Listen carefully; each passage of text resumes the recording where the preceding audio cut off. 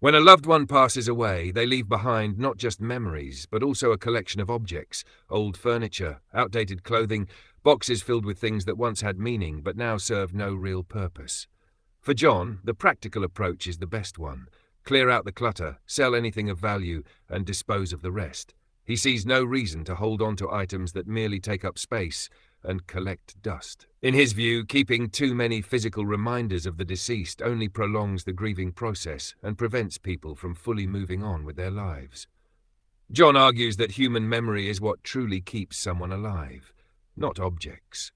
Photographs, personal belongings, and keepsakes only serve to anchor us to the past, making it harder to focus on the present and future. The more we surround ourselves with these relics, the more we risk being trapped in a cycle of sadness and nostalgia. He believes that sentimental attachment to material things is an unnecessary burden, one that prevents people from embracing life after loss. Moreover, John highlights the emotional and psychological toll of constantly revisiting the past. Seeing a deceased relative's possessions every day might initially seem comforting, but in reality, it often deepens the sense of loss. Instead of allowing grief to fade naturally, people cling to sorrow through objects that serve as constant reminders of what is gone. John suggests that, rather than maintaining a shrine to the dead, families should make peace with their loss, let go of unnecessary relics, and allow their loved ones to live on in their hearts and minds. Another strong argument in John's perspective is that inheritance and material legacy should not be over-romanticized.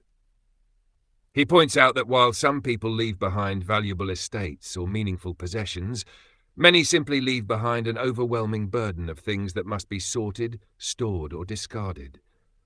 Holding on to everything out of a sense of obligation is neither practical nor emotionally healthy. If something is truly valuable, whether financially or sentimentally, it should be preserved, but the rest should be released. In the end, John believes that letting go is an act of acceptance and strength. Clinging to the past, he argues, does not honor the deceased. Rather, it prevents the living from fully embracing the future.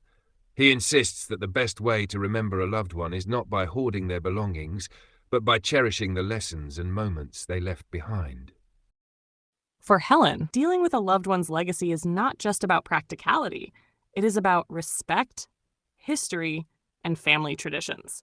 She strongly believes that keeping certain possessions of the deceased is essential, not only to honor their memory, but also to maintain a tangible connection between generations. In her opinion, objects that belong to a loved one carry an emotional and historical significance that should not be discarded so easily.